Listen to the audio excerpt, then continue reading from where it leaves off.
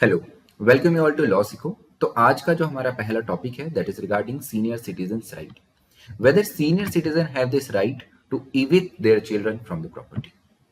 तो अभी recently supreme court का एक जजमेंट आया है जिसमें सुप्रीम कोर्ट ने स्पेसिफिकली ये कहा है कि सीनियर सिटीजन का एज सच राइट नहीं होता है कि वो सीनियर सिटीजन एक्ट के अंडर उनके बच्चों को evict कर सके। ये डिस्क्रिशनरी पावर रहेगी कोर्ट की, fact to fact, situation to situation assess करके कोर्ट ये डिटरमाइन कर सकते हैं कि वेदर दैट सन और children will be should be evicted और नॉट। यहाँ पर इससे पहले हम समझते हैं कि ये जो सीनियर सिटीजन एक्ट है, सीनियर सिटीजन एक्ट ऑफ 2007, ये किस बारे में है, क्या इसके प्रोविजंस है। तो सबसे पहले जिसे नाम से ही पता चलता है, the senior citizen act is basically for the protection of the senior citizen. Senior citizen means the people who are 60 और अबव। ठीक है, so who can claim, the parents who are 60 and above, ठीक है, who are unable to maintain themselves from their own income or property. They can file a petition, they can file a case under this particular act. Against whom they can file? They can file against the children or against the legal heirs if they have. ठीक है, तो हो सकता है कुछ legal hairs हो, ठीक है, चिल्ड्रन ना हो, तो उनके अगेंस्ट भी ये केस फाइल हो सकता है। The legal heirs who are legally bound to support them. अब ये जो मैटर है ये कौन से कोर्ट में जाता है? तो for that we have a maintenance tribunal and the appellate tribunals. Generally collector जो होता है या डिस्ट्रिक्ट मजिस्ट्रेट जो होता है वही उसी के पास में ये पावर होती है, तो उसी को हम एक मेंटेनेंस ट्रिब्यूनल भी कंसिडर करते हैं। अब सेक्शन 23(1) जो है that talks about the property transfer with the conditions. What is this property transfer with the conditions? तो यहाँ पर अगर कोई सीनियर सिटीजन है वो अपनी प्रॉपर्टी गिफ्ट दे रहे हैं अपने बच्चों को, ठीक है, लेकिन वहां पर उन्होंने कंडीशन रखी कि मैं तुम्हें ये गिफ्ट दे रहा हूं but in return of that you have to give me care and support. और अगर बच्चे वो फुलफिल नहीं करते हैं तो that transfer will be declared void and consider to be done by fraud, coercion और अनडू इन्फ्लुएंस। तो वहां पे फ्री कंसेंट मानेंगे ही नहीं, तो फ्री कंसेंट अगर नहीं होगी तो कॉन्ट्रैक्ट का इंपॉर्टेंट एसेंशियल एलिमेंट फुलफिल नहीं होगा। उसके अलावा सेक्शन 23(2) है that talks about the right from state. तो now senior citizen have the right to have the maintenance from the state. So right to maintenance continues even after the property is transferred and it is enforceable even against the new owner if he is aware about this thing कि ये property जो है वो senior citizen से आ रही है। अब इसका मेन पर्पस क्या है इस एक्ट का? To protect the dignity, security and the wellbeing. Now, question is that कि why the eviction in the present case, why this eviction is denied? क्योंकि यहाँ पर राइट है प्रॉपर्टी से रिलेटेड सीनियर सिटीजन्स का, जिसमें वो पूरे के पूरे उस ट्रांजैक्शन को वॉइड भी डिक्लेयर करवा सकते हैं और वो उस स्टेट से even though it is transfer to the third person वहां से भी इनकम जनरेट या वहां से भी इनकम वो उसका प्रॉफिट्स ले सकते हैं। फिर भी क्यों इस प्रेजेंट केस में जो इविक्शन है दैट वाज डिनाइड? तो अगर प्रेजेंट केस अगर हम देखें तो पेरेंट जो है, पेरेंट्स सन को इविक्ट करना चाहते थे अपनी प्रॉपर्टी से, ठीक है, under the senior citizen act. उनका ये बोलना था कि son neglected them and also abuse them. Now tribunal ने यहाँ पर क्या ऑर्डर दिया है? ट्रिब्यूनल ने ये ऑर्डर दिया कि son is restricted to his shop and the residence, कि जो रूम है वो रूम अपना रेसिडेंस में वो यूज कर सकता है but that should not be, there should not be any interference with the senior citizen with the parents. उसके साथ साथ उसी बिल्डिंग में एक शॉप भी थी, उस शॉप को भी यूज कर सकता है, अपने रूम को यूज कर सकता है फॉर द रेसिडेंस, बट किसी भी तरीके का यहाँ पर अब्यूज या कोई भी इंटरफेरेंस जो है वो पेरेंट्स के साथ में नहीं होना चाहिए। Now supreme court's decision in 2023, so no eviction of post order misconduct. Now the thing is that कि 2023 में सुप्रीम कोर्ट ने यहाँ पर डिसीजन दिया कि यहाँ पर एविडेंस रहना चाहिए मिसकंडक्ट का, तभी इविक्शन हो पाएगा। अगर यहाँ पर मिसकंडक्ट का कोई भी एविडेंस नहीं है तो eviction as such is not mandatory and it will be the discretionary power of the court depending on the fact and the conduct and it is not automatically granted per se.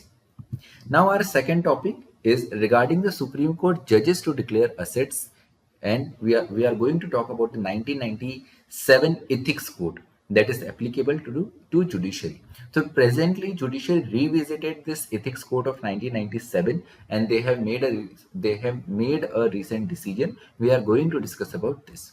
So recently on April 1st ठीक है। Supreme court of India के सारे जजेस साथ में बैठते हैं and they decided that, ठीक है, कि जितने भी जजेस है of the Supreme Court including Chief justice of India and the जजेस of the High Court, they will declare their assets publicly.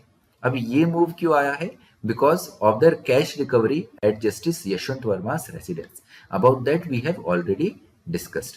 So this marks as a significant shift in reaffirming the 1997 ethics codes.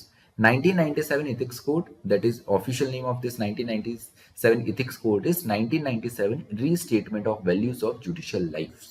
ठीक है, so this is kind of a guiding code for judicial ethics. Basically जो हमारे जजेस हैं उनके लिए एक guiding code या कह सकते हैं इथिकल कोड है।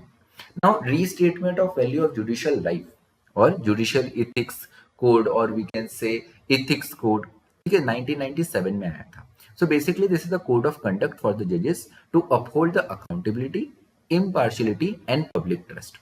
सो अगर हम बात करें इस कोड में किन चीज़ों के बारे में बात करिए तो इंस्टीट्यूशनल फ्रेमवर्क अगर इसका देखें तो इसमें बताया गया था कि जो जजेस हैं उनको अपने असेट्स इन्वेस्टमेंट जो है, ठीक है, ये डिक्लेयर करना है to the chief justice of India.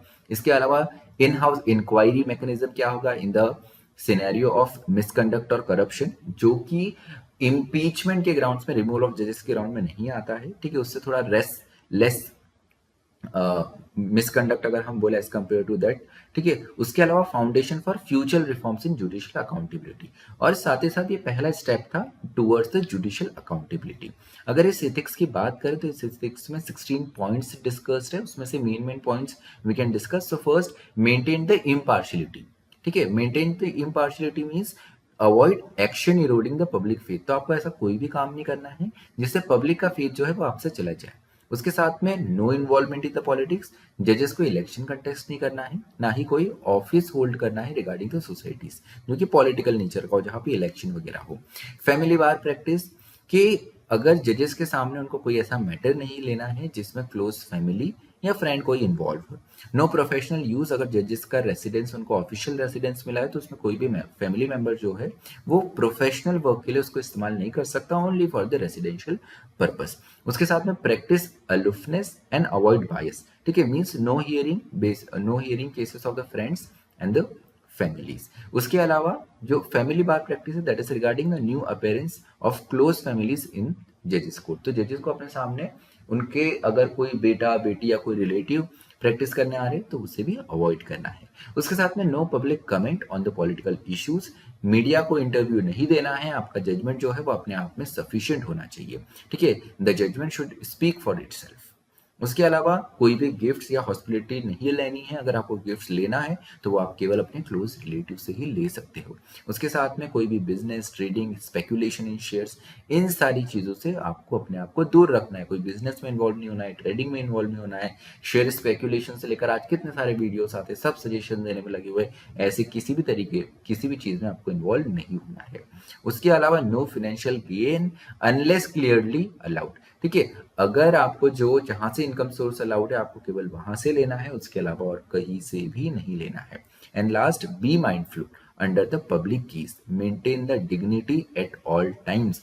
आपको ये ध्यान में रखना है कि पब्लिक की नजर, लोगों की नजर हमेशा आपके ऊपर है, ठीक है। जुडिशरी जो है, जुडिशरी कम्स फ्रॉम द जजेस के कंडक्ट के कारण ही जुडिशरी पे फेथ बना रहेगा, तो इस चीज का भी आपको ध्यान रखना है।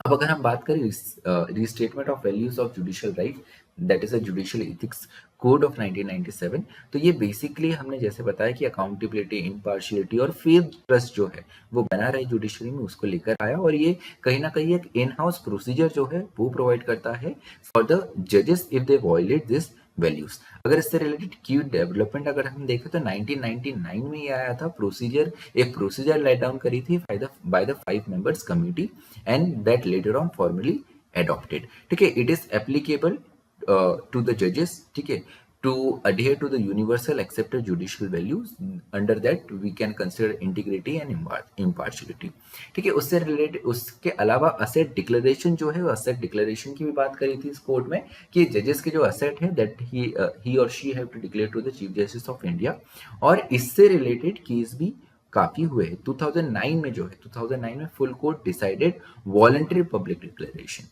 चीफ जस्टिस ऑफ इंडिया को तो आप डिक्लेयर करेंगे, लेकिन अगर पब्लिकली डिक्लेयर करना है तो ये वॉलंटरी होगा। 2009 में डिसाइडेड था।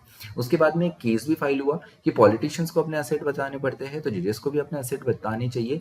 2018 में कॉन्स्टिट्यूशनल बेंच जो है दैट होल्ड दैट कि डिक्लेरेशन ऑफ असेट जो है that comes under the personal information, not subject to the RTI, not comes under the purview of RTI.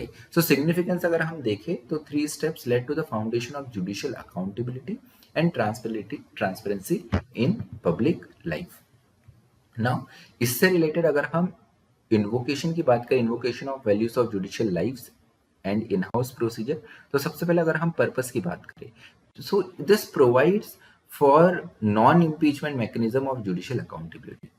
क्योंकि मिसबिहेवियर जो है प्रूव्ड, इस मिसबिहेवियर पे इम्पीचमेंट हो सकता है जज का, लेकिन मिसबिहेवियर से कम कोई चीज हुई जैसे मिसकंडक्ट, तो that will be addressed by this rules and the in house procedure.